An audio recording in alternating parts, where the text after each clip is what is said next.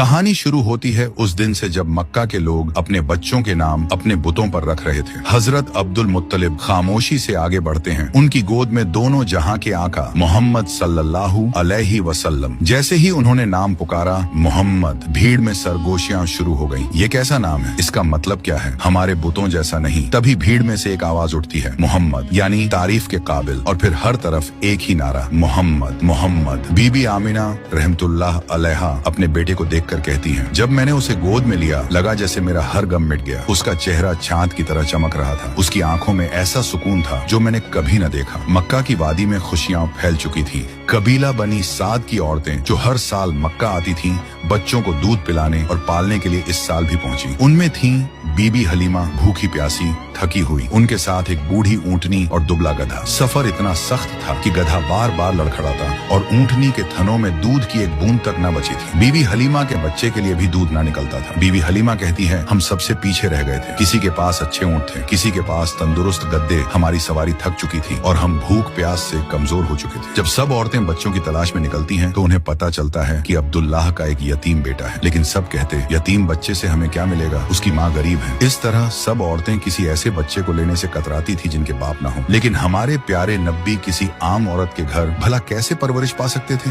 उनके लिए अल्लाह ने किसी खास को ही चुना था और वह थी बीबी हलीमा, जिनकी किस्मत पर यह जमीन और आसमान आज तक रश्क करते हैं। बीबी हलीमा और उनके शौहर हारिस ने भी सोचा था कि यतीम बच्चा लेने से हाथ खाली रहेंगे। मगर जब सब औरतें अपने अपने बच्चे ले चुकी और उनके हिस्से में कुछ न आया, फिर बीबी हलीमा ने अपने शौहर से कहा, चलो उस बच्चे को ही ले लेते हैं, शायद इसी में हमारी बरकत हो। हारिस ने कहा, हाँ क्यों नहीं, शायद यही बच्चा हमारे नसीब बदल दे। और जब बीबी हलीमा बीबी आमिना रहमतुल्लाह अलैहा के घर पहुंची तो उन्होंने देखा और आगे क्या हुआ जानने के लिए पार्ट 2 जरूर देखें।